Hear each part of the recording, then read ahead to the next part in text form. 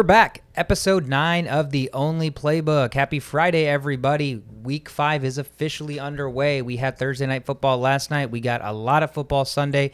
Thank you so much for joining us. I'm Sweetcar. Got Shovit. Happy Friday, guys. Happy Friday, bro. We made it. We're here. God, the weeks are so long.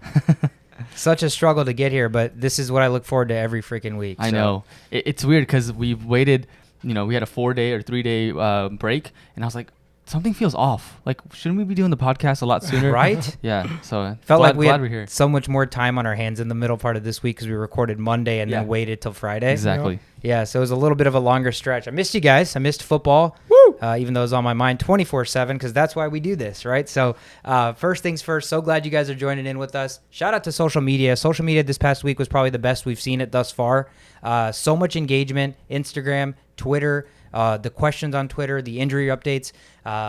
What else? Spotify, Anchor FM, Apple Music or Apple Podcasts, Google Podcasts, and TikTok, right? Right. TikTok as well. So all of the engagement, it's just been multi-platform. It's been kind of all sorts of fashions, and we really appreciate it. It keeps us busy and keeps us engaged, keeps our brain sharp. Yeah, Shashowt put that TikTok out there, and that was hilarious. Dude, all those it was years, so relatable. All those years of Snapchatting and no production from any of those Snapchats, all that came into this TikTok world, and we're going to make this podcast beautiful now. check out that TikTok that he put up because that's funny as hell. The Only Playbook. It basically just talks about the different types of fantasy players that everybody sees in their fantasy football leagues, and it is spot on. Yeah, I love the eye roll after every single one. Dude, of them. I had to record that like 30 times. I'm not used to doing eye rolls on a normal basis. Oh, man. That was freaking hilarious. But, yeah, that's the kind of stuff that you can expect, right? Informative. We like to mess around. We like to joke. We like to be funny. And so it's simply entertaining in nature, yet very, very informative. So appreciate all the support. Keep it coming. This is what we're trying to do. Yeah. Real quick, I was talking to my one of my fantasy leagues last night during the game last night. And my friend Maurice, he had this like crazy scenario. He was losing his mind like 10 minutes before the game. So shout out to Maurice's sister, Mary Ann, because of this reason. So he spent basically like an hour researching before the game. He spent hours trying to figure out who he should start. He asked us in our group chat. He asked his other boys. And then at the end of it all, because he couldn't figure it out, I was busy doing something else and I couldn't help him out either. But he said, screw it. He's like, what does my sister have that, like what do I have to lose? So I'm just going to ask my sister who I should start. And he texted her. He was like, should I start Josh Jacobs, or Collins? And she's like, one word text message back, Jacobs. And he's like, nice. All right, Wow. done. So he dodged that Collins average bullet. Yeah. And so shout out to Marianne. Are we prefacing with the fact that Marianne doesn't know who those people are and doesn't watch any football? Has no idea. Okay, that's kind of what I figured, and that's what makes that extremely funny. But the fact that she was so definitive, and it's just one word, the last name, like no doubt in her mind, 100%. Is that your final answer, Jacobs? Well done. Hopefully that pays off because Collins had what, like 8? Yeah, and half point PPR, he had like 8 point something. Okay. So yeah, we'll find out maybe on next week's episode. Let's see what happens. So hopefully Marianne came through there, but that's freaking hilarious. That leads us right into the first segment. Thursday Night Football officially kicked off. We had an amazing matchup on the board, and the game played out kind of similarly. The Rams were at the Seahawks for Thursday Night Football. Divisional matchup. Rams coming in 3-1. Seahawks were 1-3, I believe. 1-3 coming into this, and the Rams take this one. 26-17 final. Rams moved to 4-1. Seahawks dropped to 1-4 now. Rams cover the spread 2.5. Shout out to me because I took that, and the under hit at 54. So. A little bit lower scoring than I think I expected early on, but there was obviously a reason for it. Talk to us about kind of what went wrong for Seattle this game. Well, the obvious, Russell Wilson got hurt, right? Russell Wilson's injury, I was watching this game, and as soon as I saw Aaron Donald touching someone's hand, it's like a big deal because last time he did that, Drew Brees was severely injured. Same type of stuff going on here. So it showed like a little replay right after it happened in slow motion. And he could make like a fist, but when he extended all his fingers back out, his middle finger stayed in the same position. So weird to see. So can't release the ball. No, so he can't release the ball. He can only grab the ball. So, he can release it with his other fingers, but, So what that tells me is there's two types of tendons that run at the top of your hand and the bottom of your hand. And the bottom ones are called flexors. At the top are called extensors. So he immediately after seeing that, it showed a replay of him doing this. I was like, that's a torn tendon. He's going to need surgery. So Let alone, I mean, he couldn't come back. They try to splint it. Sometimes they do that, but he is the franchise, so they can't really afford to have like a half-ass situation here. They need to fix that finger. They need that finger for the long run. So I think they're contemplating it right now, but I have a feeling he's going to be out for multiple months, and he's going to need surgery eventually. But he might try, because it is Russell Wilson. He doesn't miss games. He played with like a messed up knee with a brace on a couple of years ago. So I think he's going to try. But, I mean, looking at this and looking at what happens with injuries like this, it's just best to just let Geno Smith come in, as much as I hate saying that, and then save your franchise quarterback, fix that finger, and then come back. Yeah, that seems huge. It's a big deal, man. But it doesn't seem like an injury that would hurt more after, like, your tendon's already tore. Yeah. So you're not, like, there's not swelling or anything like that. That's I don't think it can damage further, but it will stop the healing process. Because if you keep injuring that, more pain, then you injure other stuff around it.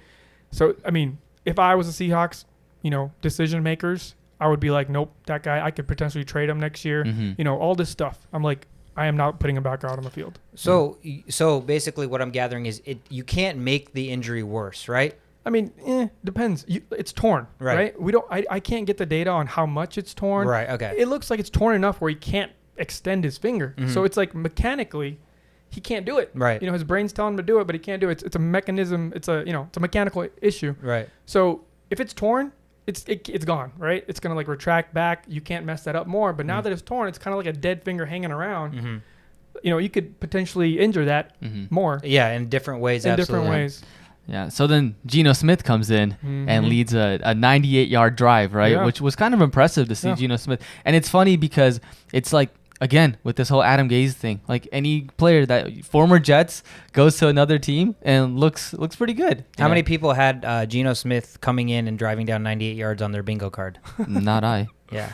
I don't think they made bingo cards with that on there because that was not realistic. But yeah, impressive because you're down, I think, at that time, right? Right. You have a backup quarterback who hasn't thrown a touchdown pass in 4 years. Right. Coming in to spell a guy who hasn't missed a game in like the entirety of his career, basically.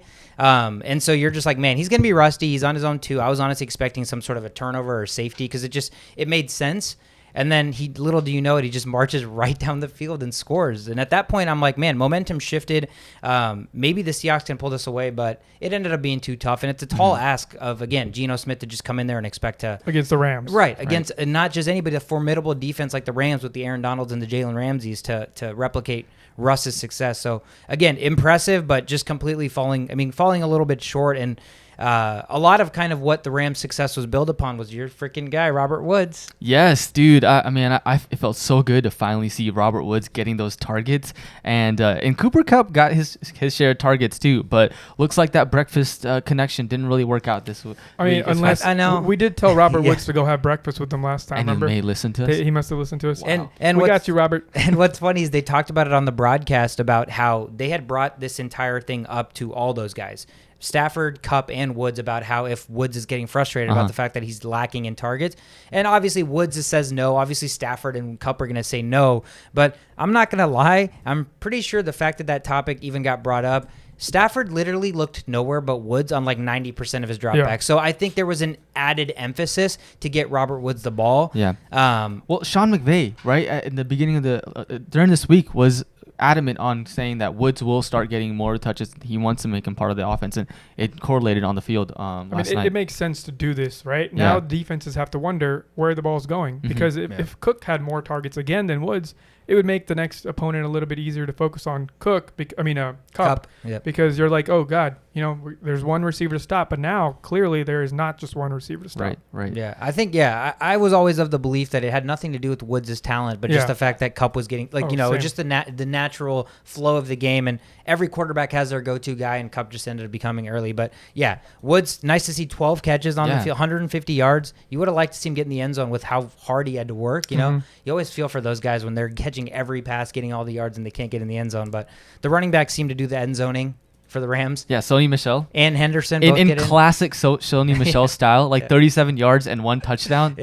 What more can you expect from that guy? That's Sony being Sony, man. Sony being Sony. Henderson looked impressive. He ran really well. Seahawks defense had a lot of question marks, but for as much as I thought the Rams had the capability to score, Their offense seemed a little bit out of sync. Stafford was a little bit inaccurate, forced some throws, made some bad throws, and I'm pretty sure he also had an injury on his finger too. He did. I don't know exactly what it was, but he didn't tear anything. You know? And so there were a couple balls underthrown. I don't know if that played into it, but nonetheless, they get the job done. 26-17. Rams moved to 4-1, and I think this kind of solidified the fact that DK Metcalf might be matchup proof. Yeah, I think so. I think like we've been mentioning, he doesn't get as much volume as he should, right? He gets like 5 catches a game. Mm-hmm. That's been his MO. 5 catches for like 90 yards and a touchdown every single game. That's what he does. And now we see that, Jalen Ramsey was on him. Jalen Ramsey was on him and he scored on him. So that should be enough to let anybody know that anybody who scores on Jalen Ramsey is matchup proof. The best play, we were talking about this earlier, was when he catches the ball in the middle of the field, like 10 yards down, and just stops for like a brief moment, and then just accelerates to the left side of the field and it gets that first down. It was such a beauty to watch. People who underestimate DK Metcalf's speed right there was on full display because he was coming to a full stop and still found the corner and outran the defender who had the angle on him. That was insane. Absolutely insane. Olympic sprinter. Yeah. Two touchdowns. That second touchdown was insane. I think Geno just threw it up and DK got it. So we were just talking about this. The injury to Wilson, if it is long term, it definitely impacts Lockett's fantasy value versus DK's. Right. Because Lockett needs precision passes. Yep. DK is huge, right? Just throw it anywhere near him. There's no way the defender has a higher radius to catch the ball than DK. Versus Lockett, he's a smaller guy. He needs more accurate deep bombs. So, you can bet your mama's money. You can bet your bottom dollar, your mama's money, everything that Lockett's value is going to decrease a good amount. And DK is probably going to either go up or be as well as it's been. Yeah. What about that penalty that didn't get called? You guys see that? Yeah. The kick, the punt where the guy punts the ball twice. Yeah. So what was that? Because what was so fucking funny is they're like, let's bring in our rules specialist, and he got it totally wrong. Gene Stadgetor. And they're like, Gene, tell us what's going on here. And he was like, this is clearly a penalty, guys. You can't punt the ball twice. Yeah. And then he's like, wait, I guess they just recently made an addition to the rule book. I'm like, Gene, they didn't make it this exact second. No. It was clearly already in there, Gene. Way to not keep up to date with your rule book. Well, there was 2 problems, right? One is he kicks it twice. Right. And the second is he's past the line of scrimmage when he's punting the ball. Was he past the line of scrimmage? I believe so, yeah. So, as I understood it, the new rule is you can kick it twice. Yeah. Okay. You can probably kick it more than twice as long as you're behind the line of scrimmage. But the line of scrimmage showed as the 21 when he hiked it. And by the time he kicked it, he was pretty much on like the 21 and a half, 22-yard line. It was pretty evident. Okay. So I didn't understand why, one, that itself wasn't a penalty because you see the side judge. When he makes that punt, the guy is literally like 2 feet away, throws a flag right at him. So I guess he was throwing the flag also for 2 punts, not the fact that he was past the line of scrimmage. Yeah. But in reality, that should have been a penalty for him being past the line of scrimmage, so they missed that. So it was cool. It made it entertaining more. Something I don't think have any of us seen that since we've been watching football? No way. Okay. That's the beauty of football, folks. You fucking see something that you don't see. A former ref got the rule wrong. So, like, come on. That was just, That was an anomaly. So, entertaining finish. Again, Rams take this one. Rams looking good. NFC looking pretty strong.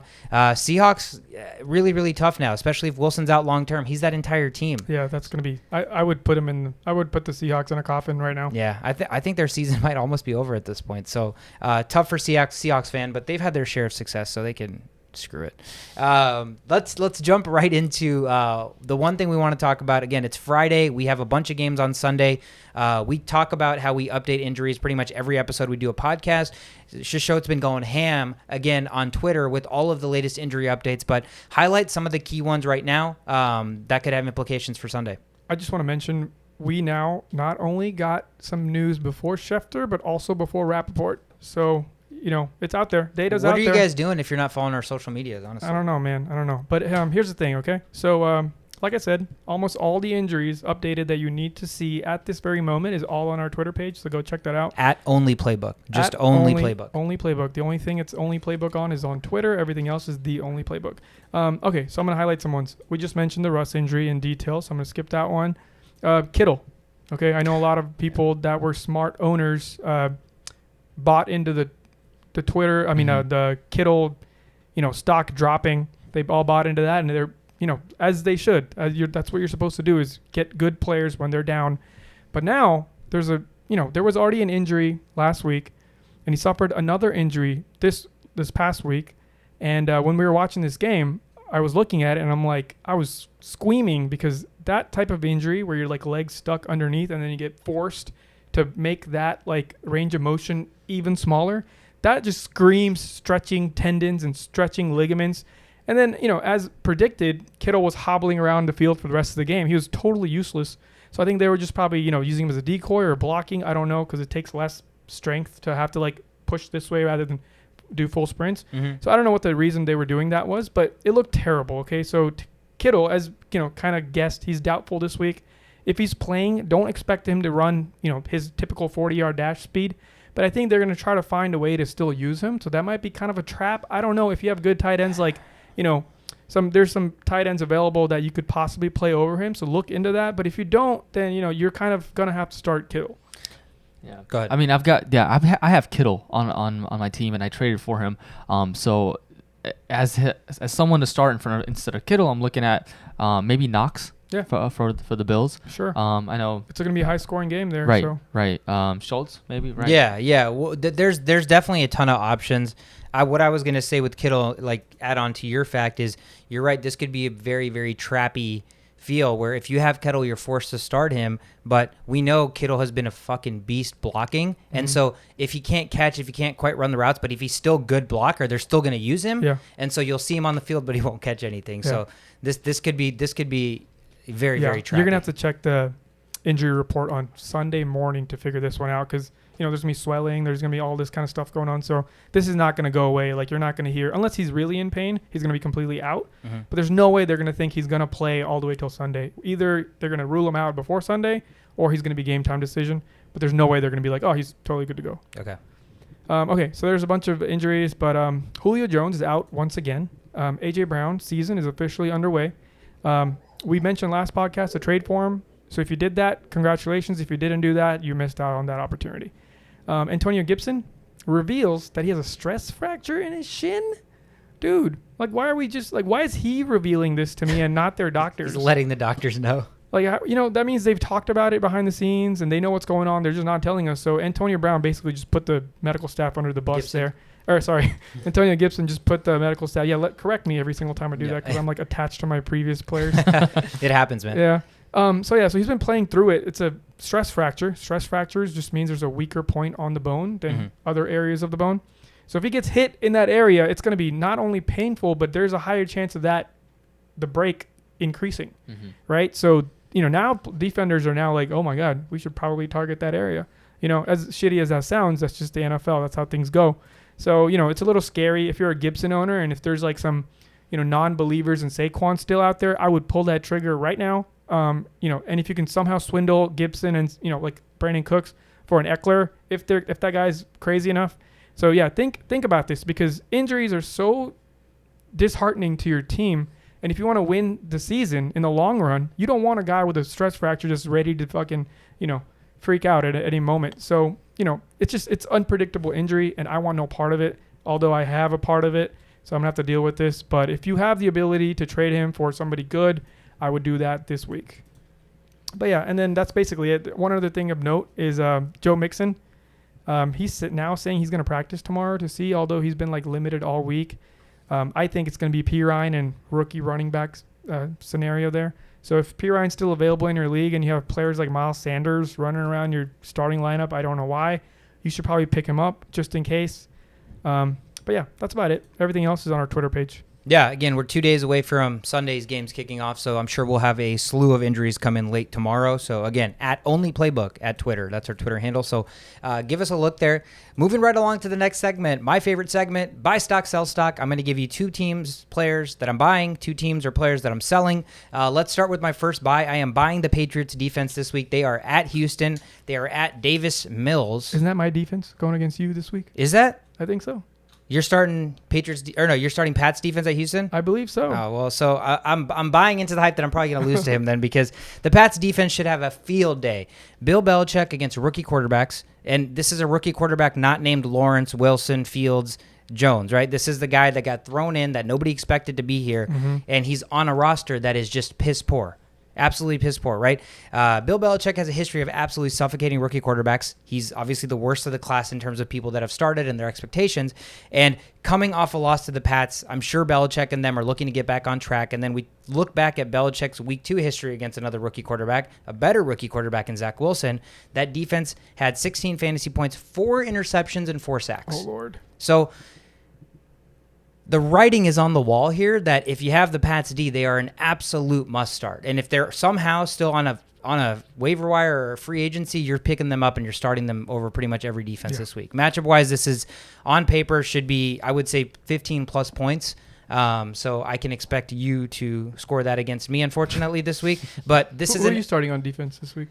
Oh my God, I don't even Yeah, know. we'll talk I don't about even it want to later. think about that right now. Your matchup's giving me anxiety. So, Pat's D is an absolute buy at Houston this week. My first sell, you just talked about him, Miles freaking Sanders, man. Where is Miles Sanders? Not on the football field. Nine He gets like 3 carries a game. 9 combined carries in the last 2 weeks for an RB1 for the Eagles and possible most an RB2 in most leagues, right? And so this is awful. This is atrocious. Nobody's expecting this kind of production. And you can't expect production when the volume's not there. The name of the game in fantasy is volume. And if he's getting 9 touches in 2 weeks, sure, he's catching about 2-3 balls a game. But Kenneth Gainwell has emerged as this pass catcher. They even slot him out as receiver now. And so he's actually ranked 27th in terms of running backs through 4 weeks, and Sanders is 33rd. And that should tell you everything you need to know. Yeah. We talked last week about how they love putting the ball in Jalen Hurts' hands, and he's making decisions.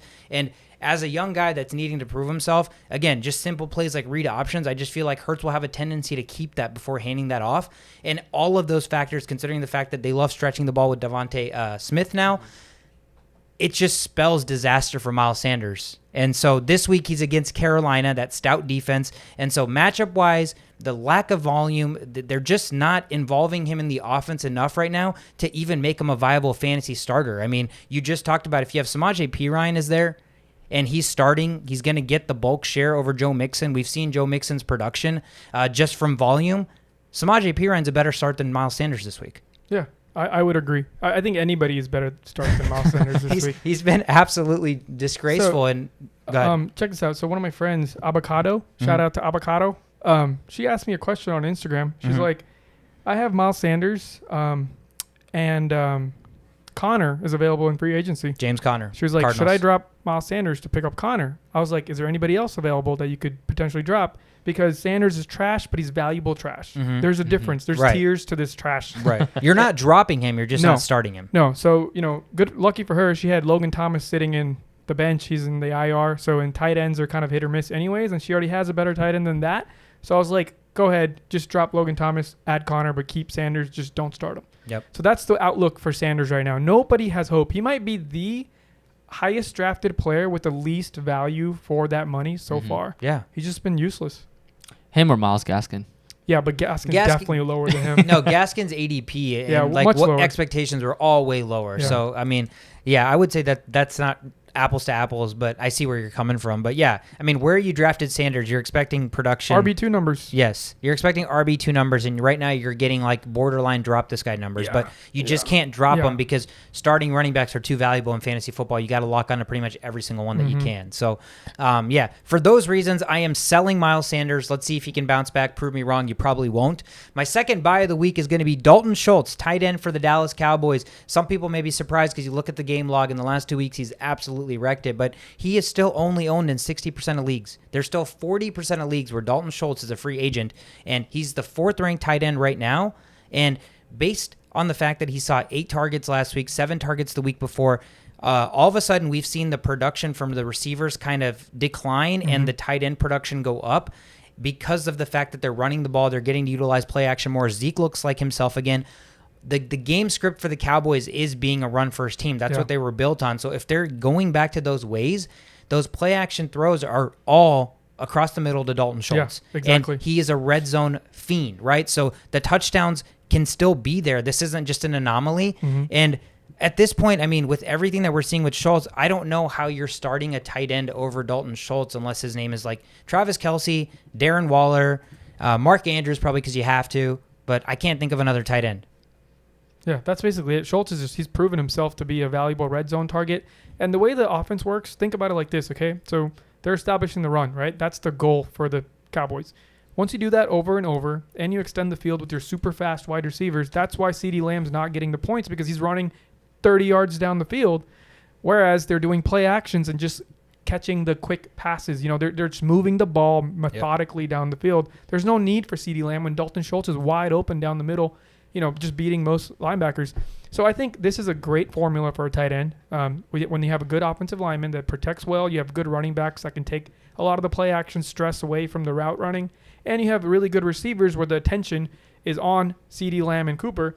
Who's left? It's Schultz. Schultz is going to feast. He might not feast like Kelsey every week, but there will be weeks that you have to play matchup-wise where I wouldn't even doubt starting him. I would start him with confidence. At this point, I think Dalton Schultz is a must start. Like, you just have to start him until they show you that, this is a, blip in the radar, or this is an anomaly, which I don't think it is. So yeah, the volume is there, and he makes plays after the catch as well. Yeah. You'll see him getting touchdowns where, he's maybe 10 yards down and does a little juke move and gets a touchdown, right? Like the last game. So he's faster than Jason Witten. So if Jason Witten can be as productive as he was for his career, the Cowboys have another good tight end in Dalton Schultz. So I am buying Dalton Schultz this week. My last sell on the board, I am going to sell the wide receiver Allen Robinson for the Bears. We all love Allen Robinson. If you've heard any of our episodes, we know the type of talent Allen Robinson has. Allen Robinson has consistently had an underwhelming quarterback, and he's still been able to produce. The problem right now is his quarterback might be one of the better ones he's seen. We just haven't seen that from his quarterback yet because it's Justin Fields, and he's a rookie, right? He got his first official start. And against an historically bad Detroit Lions team. We've talked about how this is the worst defense they've ever had. It is the worst defense. It is the worst defense they've ever had. He only saw 3 targets. So, again, fantasy, volume game, right? Mm-hmm. If your best receiver, who is a clear-cut wide receiver 1, who could go to most other teams and be a clear-cut wide receiver 1, is only seeing 3 targets against a historically bad Detroit Lions team, it's scary. It's a red flag. The only upside here I see is the fact that we still haven't seen everything from Justin Fields. Yeah. Fields can establish himself. He can end up, finding out that Robinson's a true number 1 and his go-to guy, and in the future can be bright. But until we see that, there's not a lot to like from Allen Robinson. Right. It's the Robert Woods treatment here. The people that stayed on track and started him, they got their one game with 12 catches or whatever from Woods last night. You're going to get one of those with Allen Robinson. Mm-hmm. But do you really want to bet? We're at week 5. These are critical weeks to come up on the standings. Are you really going to bet, if you have another player that you could start over Allen Robinson, who's been producing well, like let's say even Pittman, okay? Mm-hmm. The man gets 13 Michael Pittman targets. for the Colts, receiver for the Colts. Receiver for the Colts. If he's getting 13 targets and my man Allen Robinson, who's a Pro Bowler, is getting like 5, like it's a no-brainer here. Yep. You can't let the names cloud your judgment. Volume. You'll hear that so much because it's so fucking important. Yeah. Volume. Yeah, whenever there's a quarterback that I don't trust, the receivers to me already go down in value. Absolutely. And Allen Robinson is that receiver for me. Of course, and he really likes Mooney. Like Justin Fields is probably one of the deepest throwing guys we've ever seen in college football history, right? He loves extending the plays. Mm-hmm. And Mooney's that guy for him. Allen Robinson has never been that person. He's been more of a possession receiver to get first downs, get touchdowns. Mm-hmm. And Mooney brings this extra amount that fits well with Fields, whereas Robinson, he clearly doesn't. So we're going to have to wait and see with Robinson. Okay, yeah. So everything we just talked about is why I'm selling Allen Robinson. I want him to do well. I want Fields to do well. I want to see them build some chemistry because that'd be exciting football to watch. But until we see that, he is, again, another drafted too early guy that you're forcing yourself to start, which at this point, it's week 5. Like you said, you have to make those tough decisions and bench guys you don't want to bench. Yeah, and this isn't a knock on Allen Robinson's talent. It's just smart moves for fantasy football, If there's better options, start him now. And if he scores big whoop, that means he's back. You can start him next week. Yep, exactly. It's a win-win in that situation because you made the right decision and you see upside from him if he does well. So big brain moves. Hell yeah, man. You got to be the ones, baby. So that is my last sell on the board. That is our edition of Buy Stock, Sell Stock. Week 5 is, again, 2 days away. Again, it's actually already underway, but the slate of games on Sunday is super exciting. We have our first game on the board that we are actually traveling internationally for. The Jets, the 1-3 Jets, are going to travel to London, baby. and they are taking on the 1-3 Falcons. I feel bad for London fans. Why are we getting the two shittiest teams in London? That's what always happens. Yeah, like you're trying to market the NFL and you're going to London with two of the shittiest teams. Yeah. But anyways. Usually it's like the Jaguars, right? yeah. It's always bad teams. But the Jets are going to be visiting, or not visiting. They're both visiting London, but the Jets are the away team in this matchup. The Falcons are technically the home team. Both teams 1-3. Again, in London, the Falcons are favored by 2.5. Over/under sitting at about 45 here. Breaking news. Ooh. Breaking news. Russell Wilson underwent surgery on his finger just now. So he's going to be out for months. There you go. Called it here first. Nice. He literally said, I think he's going to be out months. Yep, he's gone. Man, that sucks for him, though. Yeah, it's unfortunate. You can't not like Russell Wilson, so you just feel for the guy. And he's the entire team. He's their entire team. So, again, Seahawks season formidably over there, unfortunately. But what can London fans, people from London, expect in this game that can give them things to watch? They get to see Cordero Patterson, bro. Oh, baby, the unicorn is going international. We miss you, bro. Come back. Yeah, so Jets were my pick last week, and they beat the Titans. I don't expect them to. Are you doing it again? No, I'm not. I'm not gonna pick the Jets 2 games in a row, or am I? No. But on the Falcons side, Calvin Ridley is not playing, like you mentioned earlier. The Falcons score the ball, I think, more easy than the Jets do. Mm-hmm. So that's the reason I'm favoring the Falcons, just because of, I think defensively, I want to say the Falcons aren't good either, and the Jets have been inconsistent. Jets are pretty okay on defense. Jets defense is actually above average, I'd say. Like, 13, 15, something like that. I still think that the Falcons will be able to score. Without Calvin Ridley. Yeah. Man, I just want to see Wilson. We lost one Wilson, but I want to see the emergence of this next So do Wilson I, in this man. game. So I think do it's time, I mean, it might be poetic. I don't know if there's like something looking down on Wilson, but dude, he's so talented.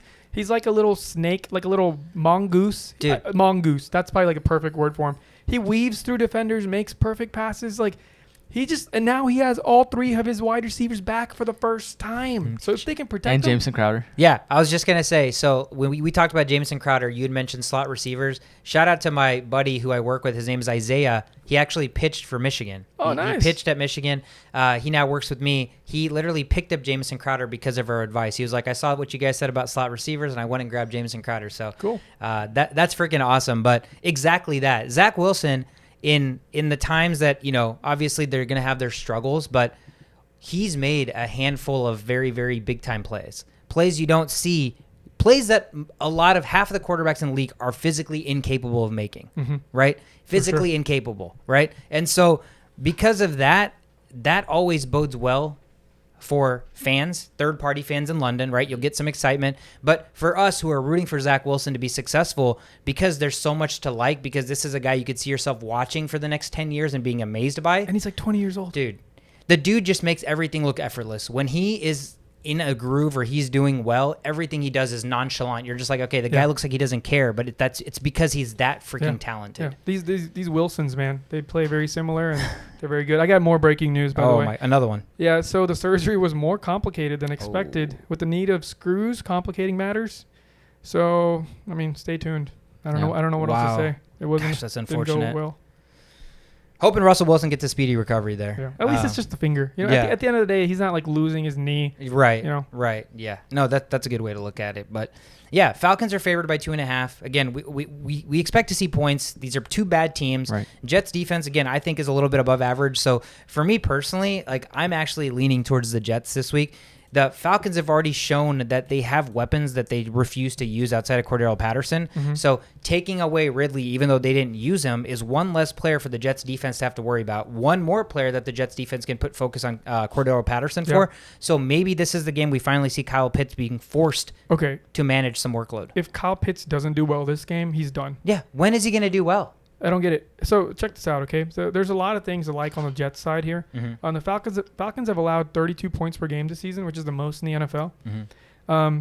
And Atlanta has allowed the highest opposing passer rating during this time. So it's like it's a recipe for disaster for Atlanta if they can't figure it out. But there is one good side for Atlanta as well.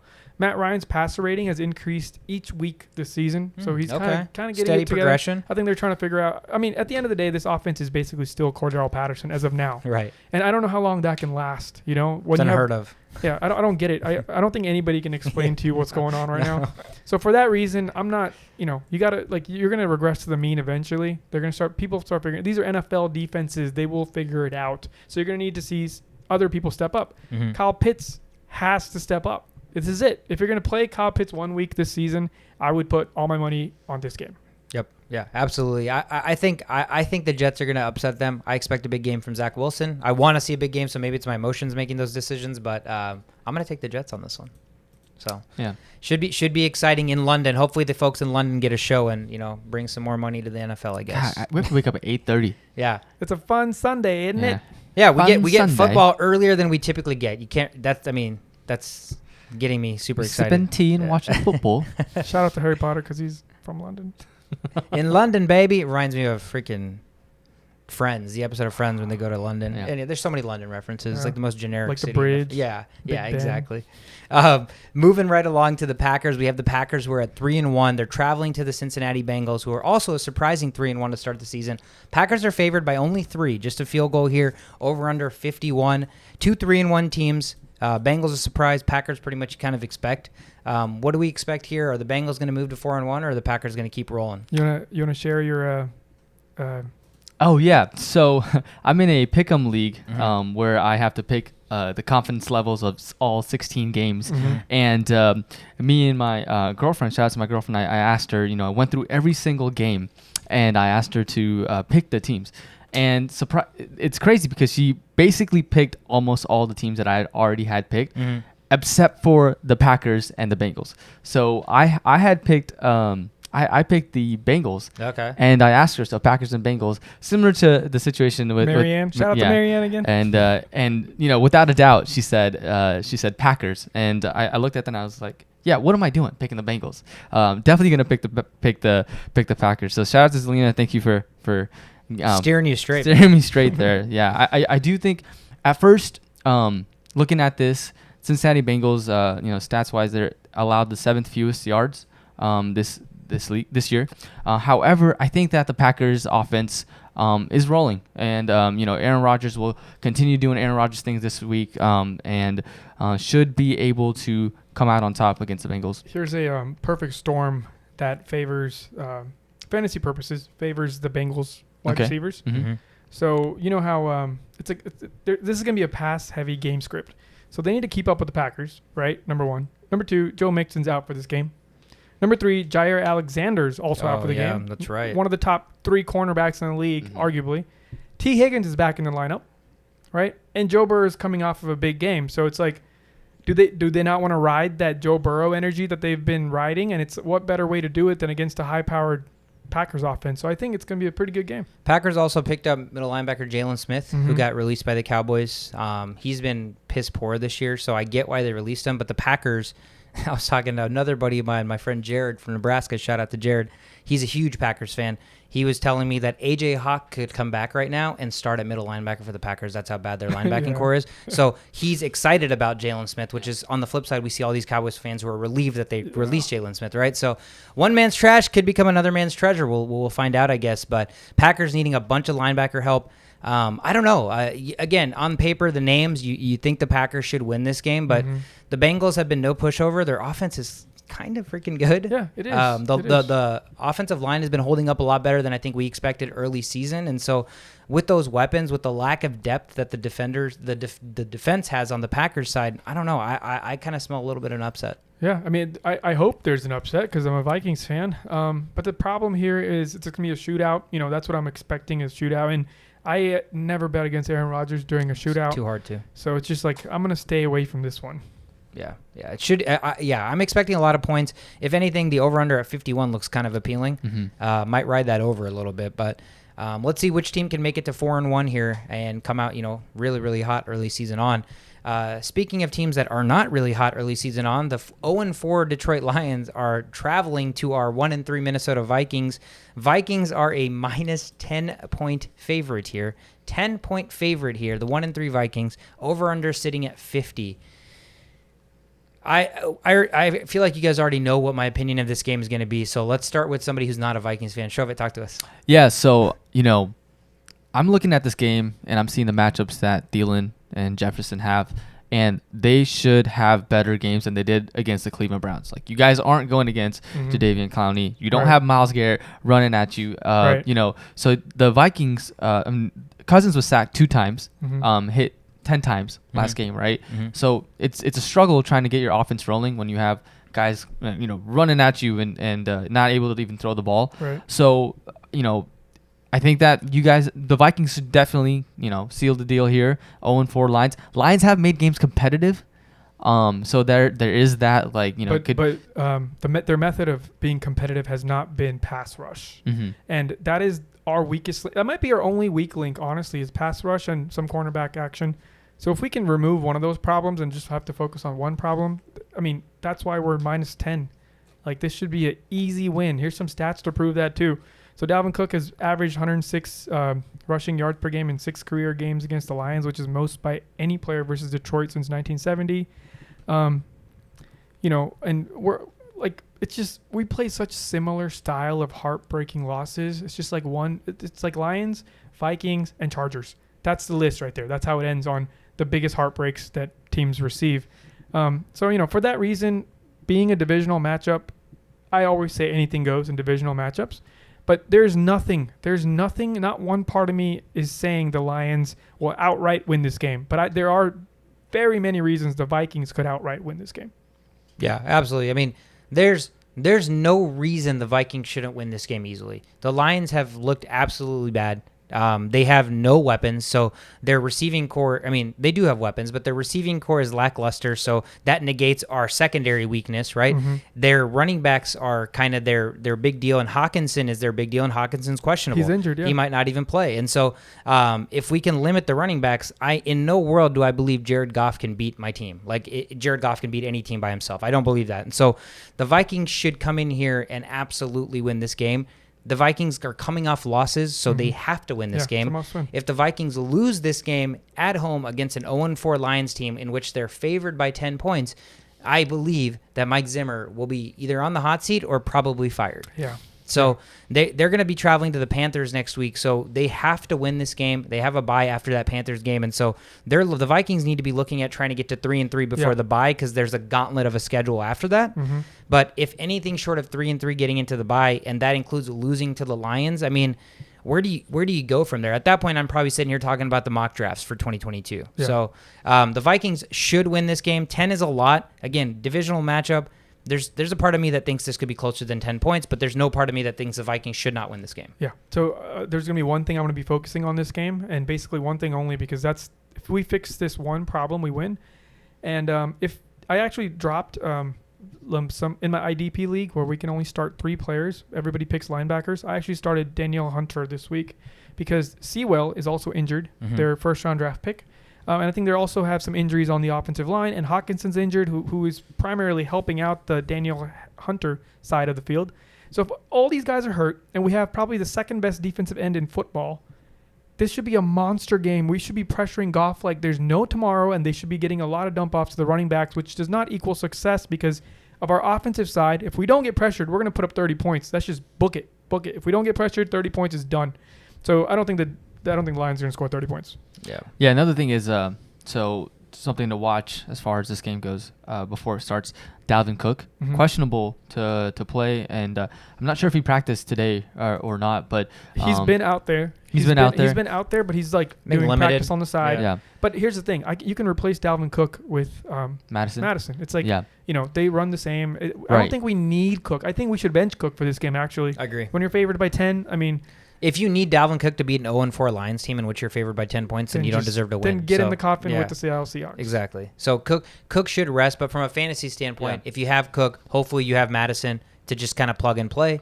It's going to be really frustrating if he is not 100%, but he still gets on the field, because that's the worst. Then we'll have this split committee action going on, and then you got to start Cook, but then you're not going to start Madison instead. Yep. So I'm looking to see if he's out or not, and if he's out, definitely put in Madison. Should be probably a game time decision, I would say. Yeah. But I fully expect the Vikings to win that one. Again, the sad part about that is even a win after that's not going to be impressive because you should beat the Lions. So hopefully we can get some kind of momentum heading into the Panthers matchup. But the Broncos, the 3-1 Broncos are going to be traveling to Pittsburgh. They're taking on the 1-3 Steelers. Broncos on the road, quarterback questions, favored by 1. Favored by 1, over-under sitting at 40. I see this game in two different ways, right? If Teddy Bridgewater plays, I see this game completely different. He is playing? Yeah, he's out of the concussion protocol. Oh, okay. So he passed the concussion. Okay, I did not know that. Okay. Did you say that earlier? Or did I just miss that? I think I put it on the tweets. Okay. Yeah, so Teddy Bridgewater is playing, so that makes sense with the line. Yeah, if Teddy Bridgewater is playing, then I think the Broncos are going to win this game. That's it. Yeah. Before I found out about the Teddy Bridgewater situation, I was like, Drew Lock is the quarterback. The Steelers, as terrible as they look, should make this a competitive game. Mm-hmm. Now that Teddy's back in this, it just makes it just a difficult game to manage. We've got our fair share of injuries, and Stephon Tuitt hasn't been. That defensive line also has not been performing outside of TJ Watt.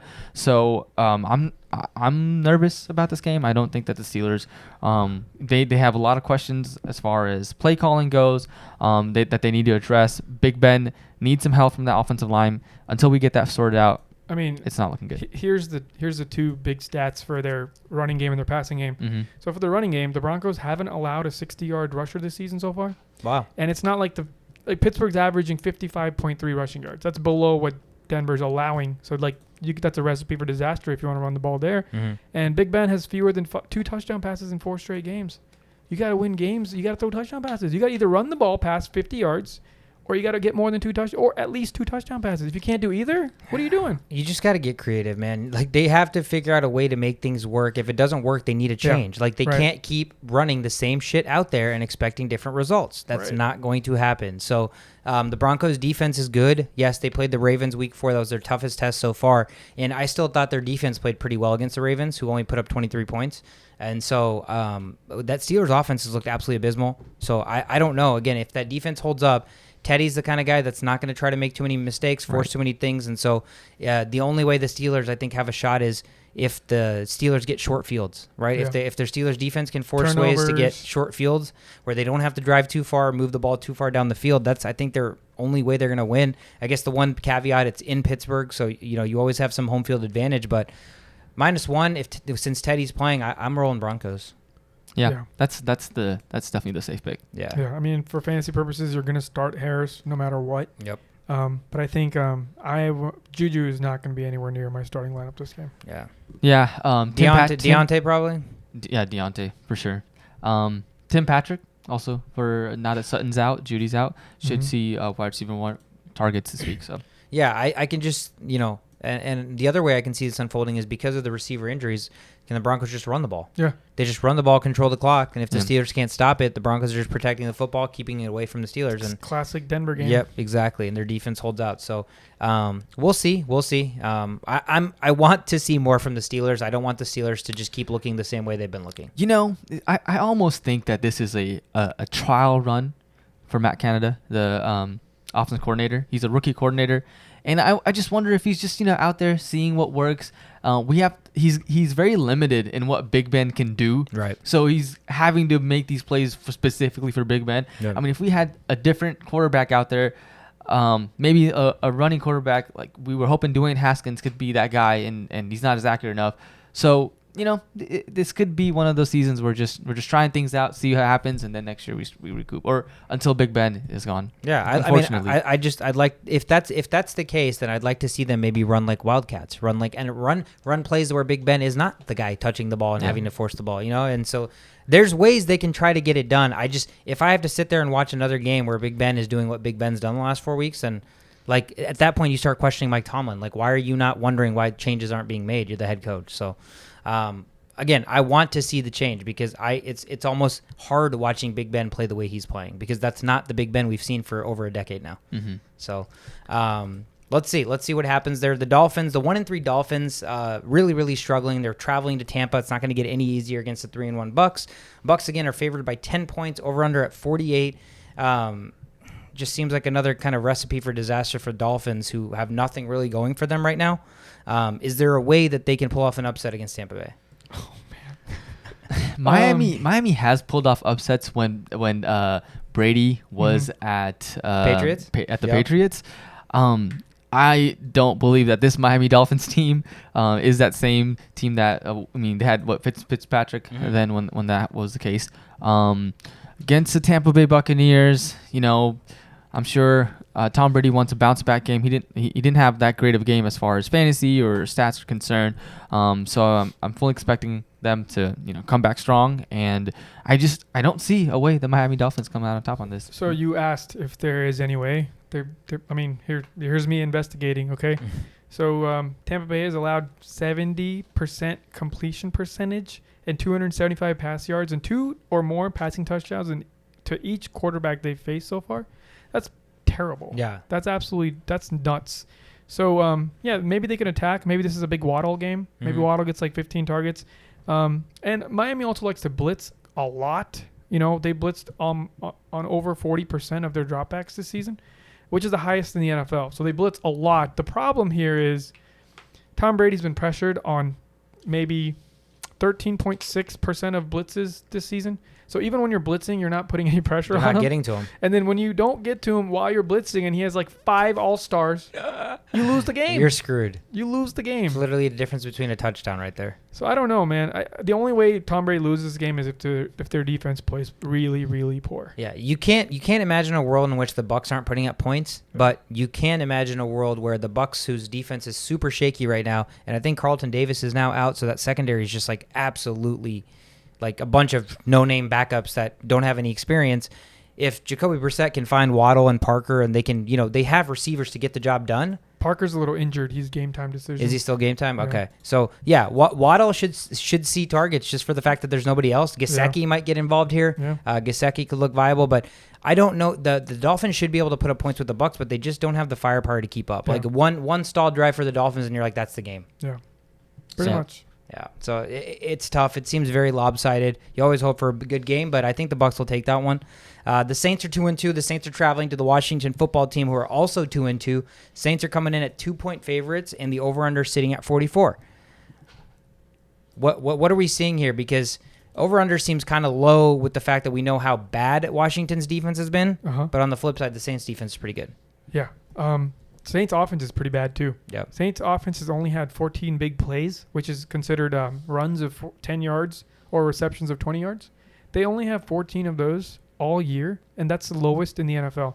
So they're not doing anything on offense. Besides that first week when they had like 5 touchdown passes from Jameis Winston, this has been a standstill. They're having to do their switch army knife running into the end zone. They can't get Kamara going for some reason. He's getting the yardage, but he's not getting in the end zone. So something's wrong here. And, Sean Payton being Sean Payton, I think we'll figure it out against Washington, especially because, players like Young. Chase Young. He doesn't even have a sack yet. He's not. Washington defense is just piss poor right now. So, looks like I would take New Orleans to win this game. Yeah, I'm with you on that one. Washington, they had 2 game-winning drives past 3 games to win it. They're playing against a solid defense in the Saints. So yeah, I'm gonna pick the football team to win this one. You're taking the Washington Football Team? The Saints. I'm sorry. Okay, yeah. Okay. I was like, damn, another hot take there. No. But no. Again, you're at home. They're both 2-2. Again, any team that's headed by Jameis Winston to me is literally a coin toss every week, right? So this is true. So this game seems like anything can happen. Taylor Heineke again. He's the kind of guy that can be part of a game where anything can happen because he has the ability to make a lot of things happen. And so I think this will be kind of an under-the-radar, pretty exciting football game. I'm actually going to ride with the Washington Football Team at home. Okay. I think they come up with the upset. Yeah. Yeah. Should be interesting. Yeah. We'll see. This isn't that crazy of a take. No. It's not like we're saying the Jets are going to beat the Patriots or something. Right. Yeah. Exactly. I just think I've seen a lot to like. There's a lot to like from Taylor Heineke. Obviously, I got Scary Terry, so I'm always biased there. But I don't know. This seems like the Saints don't really excite me. If their defense is the reason they win, sure. But Jameis Winston can also be the reason they lose. And I hate Taysom Hill. So moving right along, we have the Eagles who are at 1-3. They're going to be traveling to Carolina. A lot to talk about with the Panthers for me. Carolina 3-1. Carolina's favored by 3. Over/under sitting at 46. I'll start us off. The Panthers 3-1. The biggest thing for me, they lost J.C. Horn. They just went out and traded for Stephon Gilmore. Very, very flashy trade. I mean, when healthy, he's top 5 cornerbacks in the league. He's considered a shutdown corner.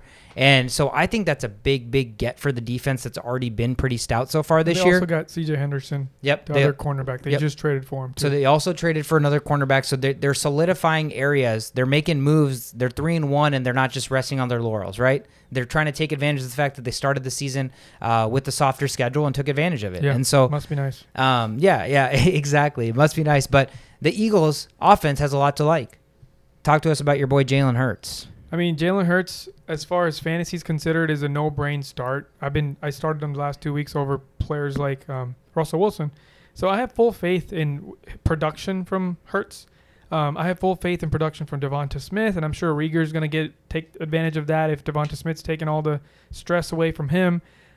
They're able. They're such an able team. If I could use a word, they're just able. They can do anything. There's really no limitations on this team except their own limitations they put on themselves. They just don't run the ball because they run the ball with their quarterback almost every time. So they're one-dimensional. And I guess they enjoy being one-dimensional because they're always playing from behind, so it kind of fits their MO. But it makes me wonder, when you play a good defense like Carolina, can you really ride with your MO of just throwing the ball every time here? I feel like this is going to be Carolina's a balanced team. They play offense well, they play defense well, and we got a quarterback who can run for scoring touchdowns and stuff like that. I mean, they're a complete team. Carolina, as much as I call them fake news because of how much attention they were getting early. Mm-hmm. I don't think they're a top 5 team, but I feel like they're a top 12 team. And Philadelphia is not a top 12 team because their defense is trash and they don't know how to run the ball. So unless they address one of those two things, if they play really good defense or they start taking advantage of, screen passes to their running backs or like actually running the ball properly, I don't see how Philadelphia can win this game because their MO is just shootouts at this point. Yeah. Yeah, that's a good point. The over-under, just looking on ESPN, it's at 46. So I'd be tempted to take the over on this one just because the Eagles can score and the Panthers have shown that they've got a good defense, but when you're playing against the Eagles, that you'll have more opportunities to score. And Sam Darnold's also playing the best football he's ever played. His passer rating is 95.4 right now, which is on pace to be the highest by a Panthers QB since Cam Newton in 2015. So I mean, it's there. They can move the ball. Yeah. So I'm gonna go with the Carolina Panthers on this one as well. They're at home. Looking for a bounce back game. They played the Cowboys last week. It was, the scoreboard shows it was close, but it wasn't as close as we thought. But they still put in some points. So they should be able to take away a win from the Eagles on this one. Yeah, I think as long as Sam Darnold doesn't turn the ball over, which he's done a good job this year, he does enough with his legs. He's actually surprisingly really good with his legs, that it just creates too many problems for that Eagles defense that has too many question marks. And again, this could just turn right into the Eagles shootout that they're just pretty much used to seeing, and that in relation is going to continue to lack them from running the football. It just seems like it's going to be that same shit, different day, and that recipe to me plays out in favor of the Panthers. Yeah, Devonta Smith has a pretty tough matchup, right, against the Panthers. Stephon Gilmore might cover him. I don't know. No, Gilmore's out for a while. Oh, he's not playing this week? Week 6, I think. Week 6. Oh, he's out. Okay. Yeah, he was on the unable to play list or whatever. Yeah, the pup. Yeah, as far as the matchups go, I think like the 5th hardest matchup for receivers is the Panthers, right? So yeah, but you have to take into consideration Devonta Smith and Hurts have developed some sort of chemistry now. Right, that is true. And the Panthers just traded for C.J. Henderson, who really, he's new. He's new to the system, and they already lost their best cornerback, their rookie cornerback, Horn. So now they're kind of playing with mixed pieces, and I think that equals either Rieger or Smith getting some deep bombs in this game. But, I mean, that's not going to win you games. I'm just saying from a fantasy perspective, I think I would start Devonta Smith. Yeah. I think the Panthers will win this one. I think Hurts will do his fantasy Hurts stuff. And, again, nothing would lead us to believe otherwise because I'm playing against him, so he's probably going to drop like 35. The Titans, the 2-2 Titans, are traveling to the Jags. The Jags still searching for a victory and trying to figure out if their coach is still in college. Urban Meyer making the news and headlines, doing some bunch of stupid shit. He's out on the bars acting like he's in college. Hanging out with college girls. So, I mean, Urban still thinks he's at Ohio State, I guess. I don't really know. But the Titans are favored by 4.5. The over-under is sitting at 49. Titans still without Julio Jones. We just talked about it. A.J. Brown is back. A.J. Brown's season is upon us. Jags at home. Trevor Lawrence, still another rookie quarterback looking for his first victory. What are we seeing? Yeah, so last week, the undefeated team, 0-3 Jets, went into Tennessee and it came in as victorious. A rookie quarterback that, went lights out on the Titans. This week, we've got the 0-4 Jaguars, so Trevor Lawrence looking for his first win against the same Tennessee Titans. So I am intrigued with this matchup. Titans defense does not look good at all. I mean, they made Zach Wilson looked amazing last week, and so Trevor Lawrence also a quarter that's looking like he's kind of getting into the rhythm of things, becoming a one of the better quarterbacks as weeks progress. So I'm looking to see if Jacksonville Jaguars can actually come through and come out as winners on this game. We've also seen them keep up with teams. Right. They were beating the Cardinals into halftime. It's not like they don't know how to play. It's just they don't know how to gel together. And I think a defense like the Tennessee defense is a perfect time to kind of like get your first win. Jaguars have lost 19 straight games, tied for the second longest streak in Super Bowl era. So that's got to end at some point.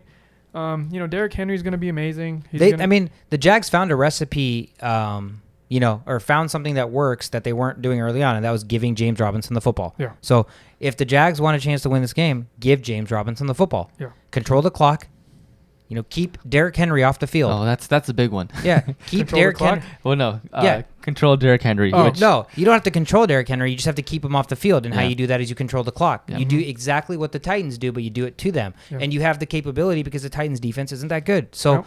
if they can play that brand of football, then that's their MO to try to steal this first victory.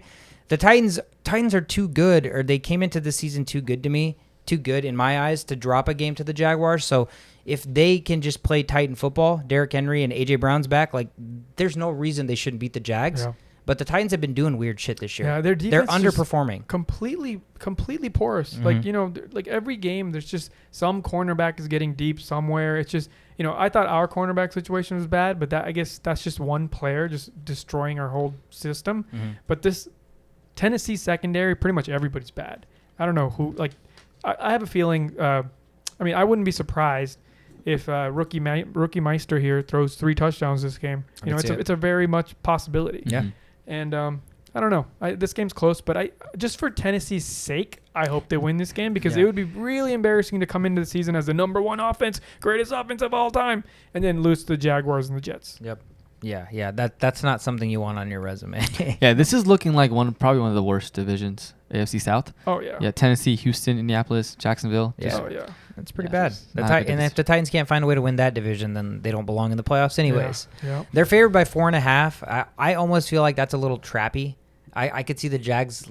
I could see the Titans winning, but maybe a field goal game or something, a little bit closer than we would expect. So I actually like the Jags plus 4.5 there, but I still think the Titans will win.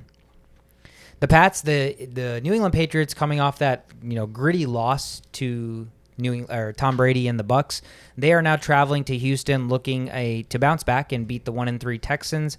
Pats are favored by 8.5. Over under sitting at 40.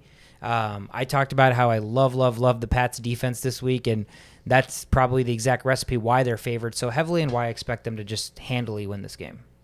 Yeah, rookie quarterbacks that go into New England don't leave the same. Yeah, it's just not a fun environment to be playing against Bill Belichick as a rookie. I don't know the intricacies of what's going to happen in this game, but I feel like New England's just going to murder them. Yeah, New England's going to play their brand of football, which is, again, the very basic brand of football that a lot of teams play, which is run the football and play good defense. They have a quarterback now that I still think is people are underrating how impressive, at least to me, Mac Jones has been thus far, because it's not flashy like the other guys. The stat lines aren't like exactly jumping off the paper, but he's doing what he needs to do. He's making plays, and he was the least mobile out of all the guys that got drafted. He was the one that was going to be most one-dimensional and had like the lowest upside, but it seems like he's found a level of consistency, at least from an accuracy standpoint, and he gets the ball out really, really quick. So the Texans have really nothing going for them. They have freaking Davis Mills as their starting quarterback. So I don't know how anybody on that team, anybody on the Pats team is looking at coming to Houston and expecting to lose this game, because the Texans are really, really bad. Yeah, Texans are bad. I'm looking at the spread at 8.5, and I don't know if I would favor the Patriots at 8.5. You know what I mean? I feel like the game would still be fairly close. That it could be like a 6-point game, and that spread is a little too high for me. So I would probably take the under. Texans. The Texans plus 8.5. I'm looking at it as like a 28-10 score. Okay. So I'm seeing the Patriots taking care of business, playing their brand. Their defense is going to turn over Davis Mills enough. They're going to get short fields and they're going to score. So I actually think the Patriots cover 8.5. Yeah, 28-10. That's funny you mentioned that. That's a 38 point, right? 38. And the over and under is at 39.5. Oh, yeah. I saw it at 40. Yeah. So it's going to be slightly under based on my exact score prediction. But it's crazy how Vegas gets it pretty quick. Right? They get it so right. So yeah. But yeah, I expect the Pats to take care of that. Mac Jones should have a good game. I think he should have his best statistical game of the season. A lot of these rookie quarterbacks have favorable matchups, so I'm waiting for the breakout week for the rookie quarterbacks, and this week could be it.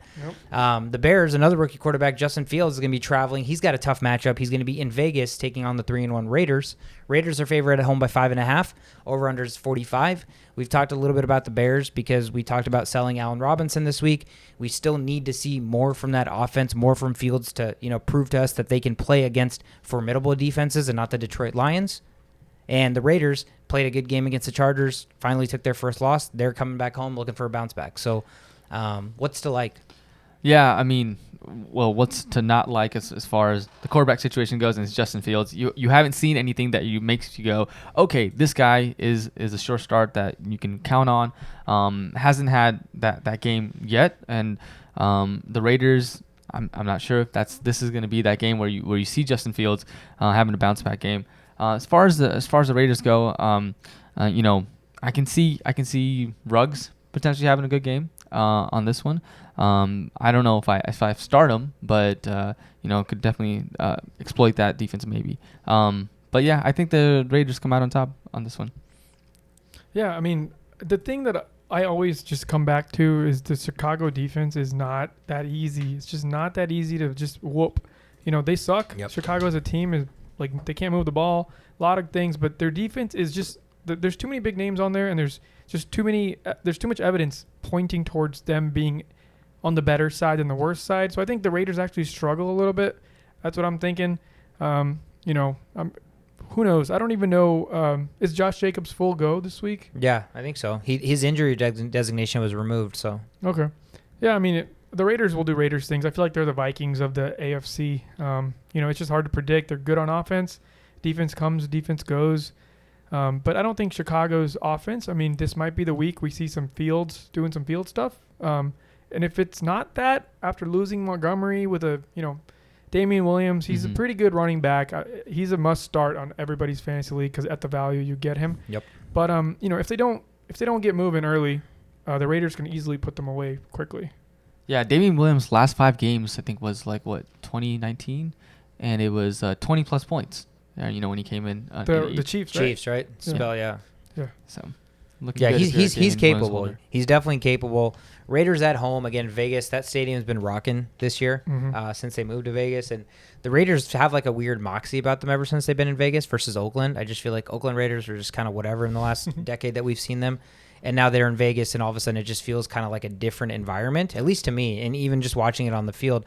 And, yeah, I don't know. The Bears' defense is underrated, and we've seen Carr take 3 quarters to finally get it going. So he could put them in behind the 8 ball early, and the Bears can get into a groove where maybe they actually take a lead, whether it's just simply 3-0, right? They're up 3-0, and that gives Fields some breathing room. Lets them run the ball with Williams and lets Fields get into the flow of the game versus the Raiders come out 14-0, and all of a sudden you're like, there's no way Justin Fields is going to come back from that. Desperation throws. And so the game flow is going to be big here. The Bears need to establish something early and maybe take an early lead. Otherwise, again, the Raiders at home, they're tough. They're 3-1. They played a tough game against the Chargers, who've been super impressive. So I don't know. That'll be an interesting game.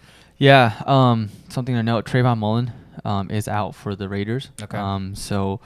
Along with Damon Arnett, Keeson Nixon, all cornerbacks. Yeah. So if Fields is smart, you just exploit that. Those backups that are coming in. Yeah. And speaking of the Chargers are going to be at home. They're actually going to have a great matchup. The Browns are traveling to LA to take on the Chargers. Both teams 3-1. Chargers at home, only favored by 2. Over under 47. man, that on paper, this seems like a really, really good game. Mm-hmm. Two good defenses. Browns defense probably a little bit better. Browns pass rush has been insane. Chargers have a pretty good line outside of their one guy Leatherwood. So we'll see if maybe they can exploit that. But I don't know that the Browns defense is going to do enough to slow down the Chargers offense. Right now, I just feel like the Chargers offense is clicking. Whether they throw, whether it's Eckler, whether they throw it to Eckler, whether Jared Cook gets involved 1 week, whether Mike Williams has a big week 1 week, whether you go to old reliable Keenan Allen. Right now, it seems like they have so many freaking weapons. Yeah, and it's not just the offense. All 4 of the Chargers' opponents this season have scored their fewest points when facing them. Boom. So they're putting up walls. They're putting up walls, and they're scoring points. And they got a rookie quarterback, or not a rookie anymore, but he's a young quarterback who's kind of figured it out really quickly, really quickly. And he has plenty of weapons. Last week they didn't have to use Mike Williams in order to win that game. So, and Cleveland cannot do any of those things besides run the ball. And Baker Mayfield's still not accurate.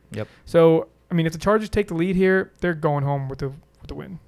Yeah, that Chargers offense looks amazing. They're running those tight formations, getting guys out, being able to, exploit slower linebackers. And so I'm interested to see if the Browns defense can stop that. Because right now that offense, just doesn't look like it could be a force to be reckoned with. You know what I mean? It looks good. They're calling the right plays. And I haven't seen the, weakness in the offense. And so maybe the Browns, having that defensive line is just so good. That's the thing. That's the thing. It all points to the defensive line because I thought we had a good offense too, And then last week we scored 7 points, all because of that defensive line. And then the cornerbacks don't even have to work that hard because they just have to guard for like 3 seconds because the pressure's already in the backfield and the quarterback already has to make a decision. So maybe the youngness of Herbert can take a little hit there. But if Myles Garrett has the game that he has been having. This could be very well just like the game last week. I wonder if they start throwing the ball a lot to Eckler, on those fade really fast, and so that they can tire out the defensive line and maybe exploit some of that. I'm going to go with the bold prediction and go over 10 targets for Austin Eckler. I can see him having definitely big game. I definitely see that as well. And I think didn't the report come out that Baker's been playing with a torn labrum or something like that? So I think it's on the other shoulder though. I don't know. I didn't look. Yeah, because that was a shoulder that popped out. But any sort of injuries as a quarterback is not something it's not going to be easy. You're gonna be uncomfortable. You're gonna feel pressure before it gets there because you're gonna not want to get hit. You're gonna try to put yourself in a position, and it's tough. And he's just hasn't been accurate to begin with. So having that lingering, not being accurate. Jarvis Landry's still out. Jarvis Landry's still out. And so, the formula for Chubb and Hunt being their recipe, if the Chargers defense is stout enough to stop that and they try to put the pressure on Baker to beat them, Baker's not accurate. He literally proved that last week. So, I don't know. I don't know what to expect from that front, but I think the Chargers right now, just eye test everything we've seen, the production, they're a scary team, and I wouldn't want to bet against them. Real quick, breaking news, but the personal breaking news. I just got an interview in Fort Worth. Let's go! All right. So Texas Health Resources, Harris Methodist Hospital, where I grew up and did all my work. They just sent me an interview. Let's go, man! Nice. It's meant to be homegrown. Holy shit! Got goosebumps. Staying here, that'd be insane. Insane. Fuck yeah, that's awesome, dude. Yeah, dude. I don't even feel like talking about football anymore. That's fucking awesome. Chargers, Browns, both 3-1. Going to be a great game in LA. Another game here, divisional matchup, going to be happening at Jerry's World. The Giants are coming to town, take on the Cowboys. Giants are 1-3. Cowboys are 3-1. Cowboys look fucking good. Cowboys are 7-point favorites, and the over/under is 52. Division game. We've seen some crazy Giants-Cowboys games over the course of the last 5-7 years. They're some of the funnest ones. Yeah, there's a lot to like, even as a neutral fan. Even if you're rooting for one team or the other, the games have just been phenomenal to watch. And I personally don't think we're going to expect anything less. Yeah. I think so. How I'm seeing this game play out is, I think the Giants have a weird recipe in Daniel Jones where this read option thing is working pretty well for them. Saquon looks healthy, right? Kadarius Toney Kadarius Toney has emerged. Galladay's still there. And the Cowboys are on this really, really, really big high, right? They're coming off some impressive wins early season. They're at home, divisional game. every year that we've watched the Cowboys play or been in Dallas and been around Cowboys fans, I feel like they always have one or two letdown spots in the season. This one's at home, week 5. Again, a divisional opponent, which on paper you're expecting to beat because they're 7-point favorites. I'm actually going to ride with the Giants money line here. Yeah, I like that. I definitely do like that. I think that Jason Garrett. Yeah, that was my other thing that I was going to bring up. Jason Garrett. Garrett is doing something right with the offense. They're getting it rolling. Daniel Jones can do it with his feet. Can pass the ball as well. So because it's a divisional matchup, and there's so much on the line here, I think that I don't know if the money line for me is a safe bet, but definitely the -7, the +7 bet on the Giants. I'm definitely looking at putting that in for sure. Yeah, I agree with everything you guys have said so far. I just I think this is going to be a nice fantasy game for everybody. I think like we said, the Cowboys are not going to get away from the run. They're going to keep running. I don't know if they'll be as successful as they want. I don't know. A divisional game against the Giants is always just unpredictable. Yeah. I never know what's going to happen. The stats and paper, everything gets thrown out the window when these two teams play, I feel like. Yeah. My only concern is how are the Giants going to score points if they were to fall behind? Are they going to be able to keep up? Yeah. That's the only thing they can't do is get behind early because, Dallas can definitely, if they're ahead and they can play action and run the ball, they're not going to lose. Yeah. But, it's the Giants and they have every single play that Dallas has run in their brains now. They have all this stats. They have their old coach. So, I mean, this is going to be, I can say whatever I want right now, and I have a feeling nothing's going to go as we planned. Yeah, exactly. That's exactly what a Giants-Cowboys matchup is always like. Again, shout out to the Cowboys defense, too. We talked about if the Giants go down, how are they going to throw? But that also, in turn, the Cowboys being up, allowing that pressure to unleash with Micah Parsons on the edge now has just been absolutely scary. Diggs. Yeah, Trayvon Diggs in that secondary who's emerging as, almost arguably a shutdown corner already. So Giants are going to have their work cut out for them. But, again, division game, they always kind of bring in something different, some different kind of moxie there. So I think that's going to be a fun one. I might sprinkle something on the Giants money line for shits and giggles. So a couple more games to get to. The 49ers are 2-2. They're traveling to the 4-0 Arizona Cardinals, the early season Super Bowl favorites. Kyler Murray, the early season MVP. Cards are favored by 5 at home, over under at 49. 49ers have a plethora of injuries. Cardinals are freaking healthy and at home and at 4-0. So how do they not go 5-0? Do the 49ers have a recipe here to pull off an upset? Man, every time there's like a rookie quarterback that gets his first start, like I just get so excited. Like Trey Lance may get his first start this week, and it's I don't know if it's going to be enough to beat the Arizona Cardinals. But the recipe to stop the Arizona Cardinals, it seems like, Kyler Murray is getting pressured, but then he's evading all these linemen. He's just evading every single person and then just throwing it, downfield to some receiver that's open because it's been like 10 seconds that the play has gone on. Yep. So if you can find a way to actually tackle him, maybe do some contain action, some crazy, blitz schemes, and be able to at least get around him because, Kyler Murray is a short guy. Yep. So like, how far he probably can't even see if there's too many linemen in front of him. Yep. He can't throw it that far, and he's going to use his legs. Like if he's in trouble, he's going to use his legs. Right. So you use that to the advantage of that he's going to prefer to run instead of throwing it. So maybe you exploit that, and that's the way that the Cardinals could come out on top. But also, Cardinals are a team, so many options. Even if they're down, I mean, they can just put some points on the board. So it's going to be a tough matchup for the 49ers. But there just haven't been good defenses this year. There's like very little good defenses. I mean, you would think San Francisco defense and Arizona defense, they were like, top tier when we came into this season. But they're not that great. They haven't been doing that great. And I think just this crazy start that Arizona's had, they've been riding this just perfectly how you're supposed to. They're not winning games outright. They're not destroying people, a couple here and there, but their games are like they fight for their wins.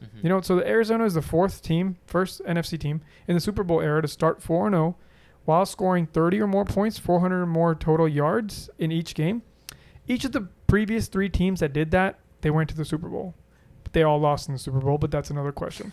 So the thing is, what I'm trying to get at is the way they've started this season is historic. They're on pace to make it to the Super Bowl as of right now. Wow. So they're playing so well on offense that their defense doesn't even matter. Either they blow out their teams or they stay close, but they still come out on top. That's how well this offense is gelling. And with receivers, former Pro Bowlers, current Pro Bowlers, future Pro Bowlers, they got all those kinds of Pro Bowlers on their receiving squad. And I don't see them stuttering. They have a running back who runs routes. They have a running back who bruises people. They have a quarterback that runs. They have a quarterback that passes. It's like the perfect offense. Yeah. I think it's easier said than done, but you're right. This formula has to be containing Kyler Murray. You're not going to stop Kyler Murray. He's still going to get his points, but contain. And I can't remember. I think it might have been against Russell Wilson and the Seahawks, but the Vikings a couple years ago, Mike Zimmer had put up a game plan, and it seems pretty obvious when you're facing rushing quarterbacks, but obviously execution is key, right? You have defensive ends. The 49ers have Nick Bosa. So him and the other defensive end, the goal has to be that they have to flutter out, right? They have to create a pocket where they're on the outside of Kyler Murray, so where his options are not to scramble away, but his only option is to scramble forward, right? He's got to move up in the pocket. So they get wide, he moves up in the pocket. The most important player at that point becomes the middle linebacker, Fred Warner. So he is the X factor for me, that if they can run that and Kyler Murray is instinctually has to run forward, it's all going to be about Kyler Murray one-on-one against their middle linebacker. That's still not a great matchup, but you're not allowing him to get around. You're not allowing him to go sideways, which means he can look downfield and throw 70-yard bombs. The best bet is he's going to have to run it. So if you can contain, so much easier to say than actually execute. Right. Otherwise, teams would have done it.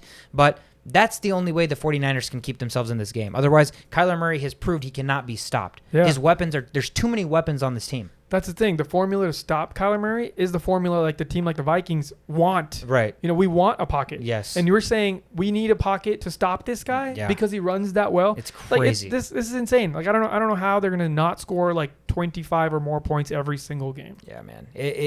We're gonna be waiting for the one game where the Cardinals drop a dud to be like, oh, that was the recipe for to stop them. But it's more so probably just gonna be a self-indictment. And they're a team right now that doesn't seem like they can be stopped. They're the only teams that can get in their own way. Right. So, I don't know. 5-0 seems pretty doable for the Cardinals. 5-point spread over under 49.5 should be a great matchup. That takes us into Sunday Night Football. Great Sunday Night Football matchup this week. The Bills, the 3-1 Bills, are going to be traveling to Kansas City. They're taking on the 2-2 Chiefs. I have this as my marquee matchup of the week. The two teams that you absolutely want to see play football. Chiefs are favored at home by 2.5. Over unders 57. What are we seeing here? Who's going to win this game? I'm taking the Bills. I'm picking the Bills. Yep. Damn, I think I'm forced to pick the Bills. It's just the Bills play like I hyped up the Cardinals so much, but the Bills are just better at everything than the Cardinals are too.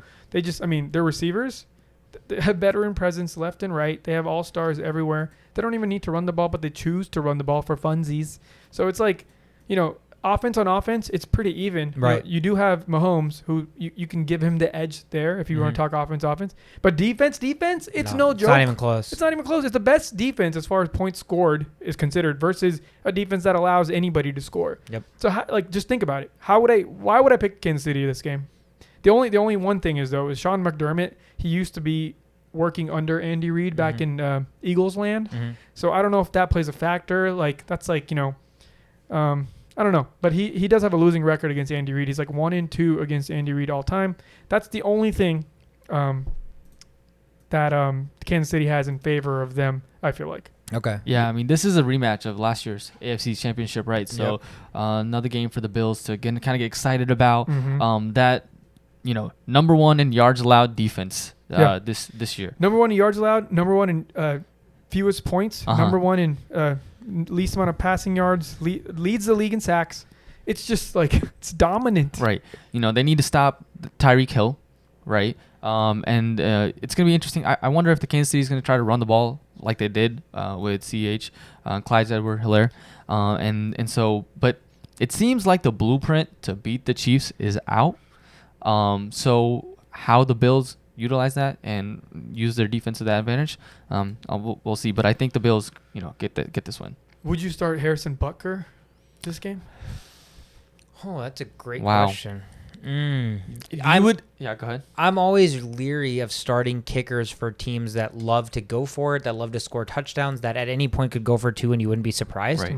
I'm always weary of starting them. But with that being said, they give you enough possessions and opportunities that even the extra points and like 1 or 2 kicks can add up to enough points. Yeah. You could get like 5 extra points in like a 30-yard field goal. Exactly. So that's tough. That's a tough one. So I actually dropped Bucker and I picked up the Bills kicker. Bass. So I went with the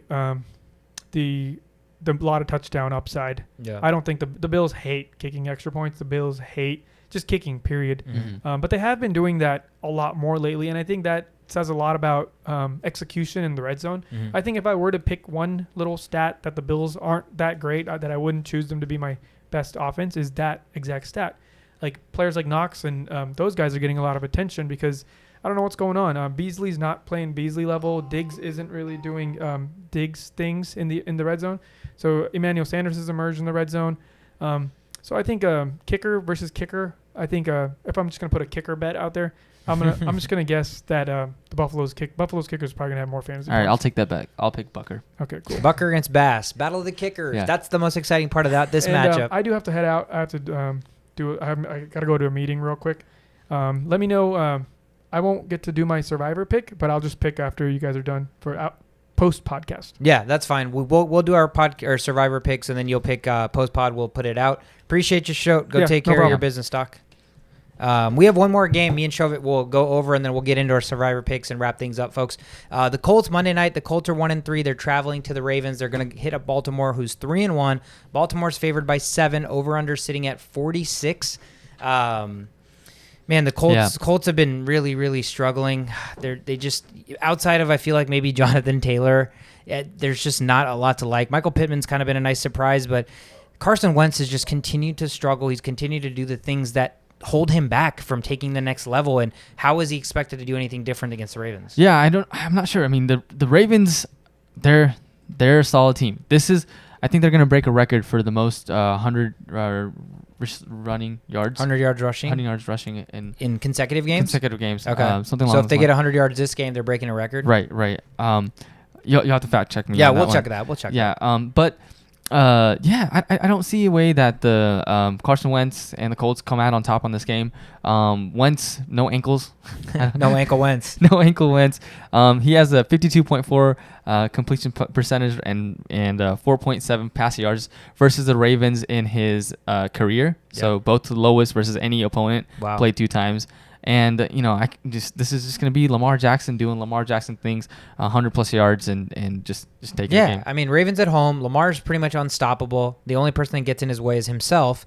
And this year we've also seen him throw the ball downfield. Right, he's finding Hollywood Brown open. Yeah. The Colts defense was supposed to be a lot better than so far that they've been on paper. So it's just a very, very mediocre, like below average to mediocre team facing a team that has Super Bowl aspirations. Sure, they're lacking in some areas, but when you have Lamar Jackson and you're at home and you're not facing a defense that's super stout, it just makes it really, really hard for me to see a scenario in which the Colts can take care of this game. Yeah.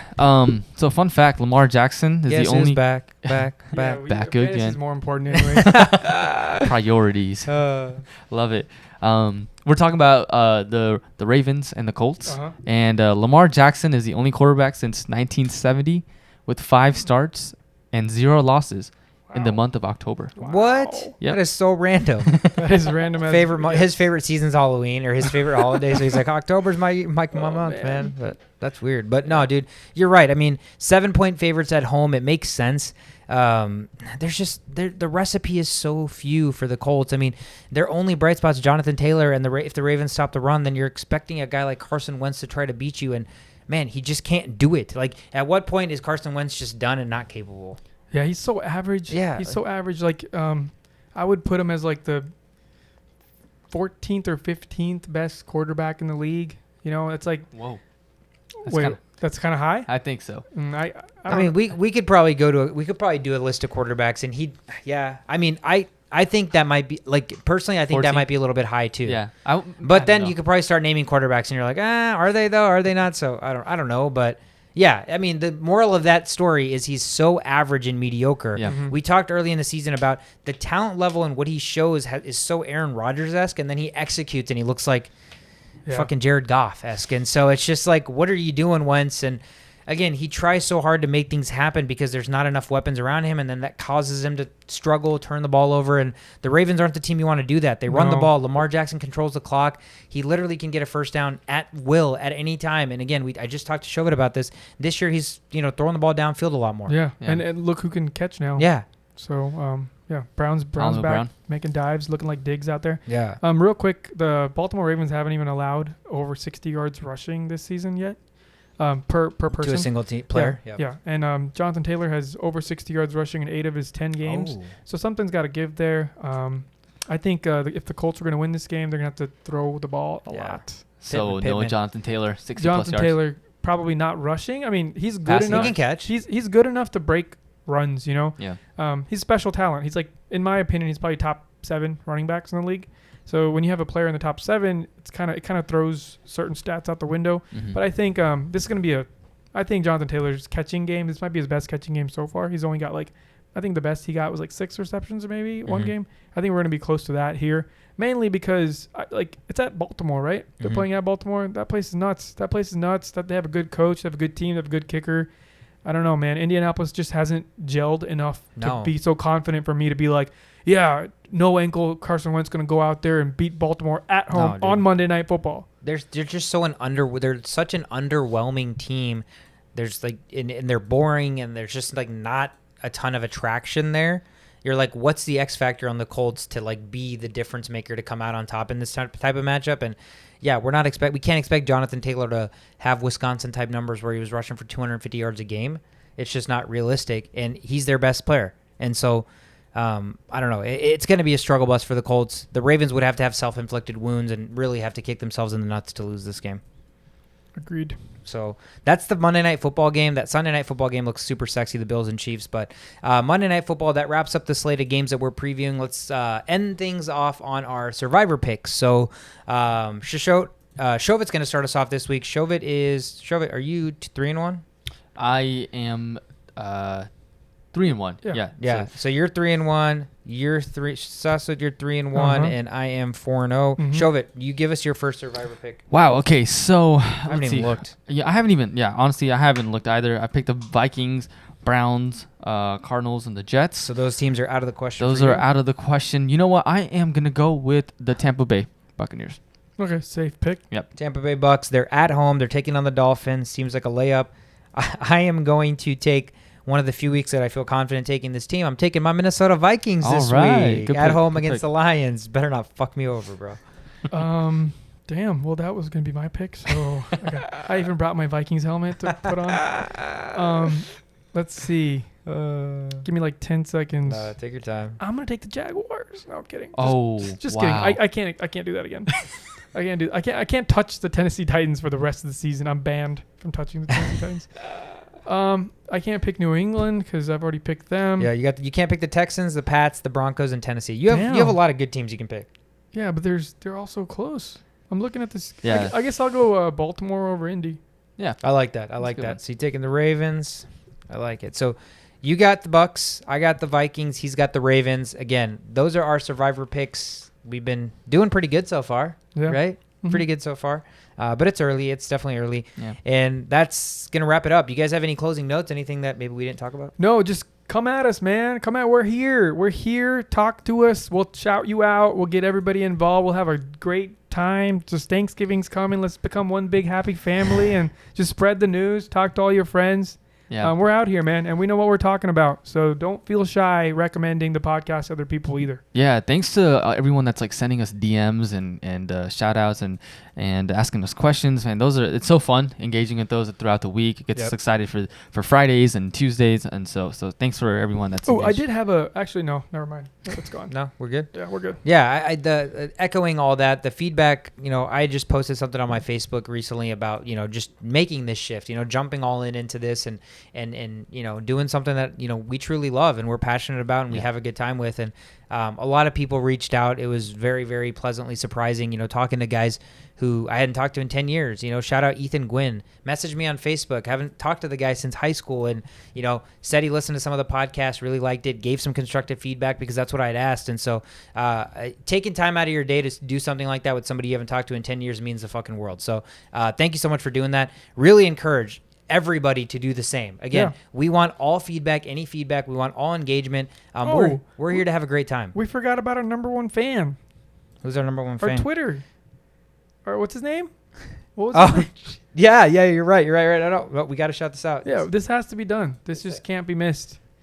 Man, I am drawing. Why am I drawing such a? I am too. Starts with a T. Tanner. Yeah. Tanner. Tanner. We love you, Tanner. Shout out to Tanner. Tanner randomly found us on Twitter because Shashowt had broke the Joe Mixon news before the Shefties, before the Rappaports, and Tanner DM'd him and was like, dude, how did you know Joe Mixon was out this early? I haven't seen that news anywhere. And we were just like, you got to be the ones, bro. Give us a shout. And so we know what we're talking about. We're doing extensive research, and it's rewarding to see somebody like that reach out and appreciate that because, again, that's what we're here for. We're here to have a good time, but we're here to give you guys the best news to help you guys be the most successful you can be in fantasy football, in all things football. That's why we're the only playbook. Appreciate you guys sticking around here, and we'll see you on Monday.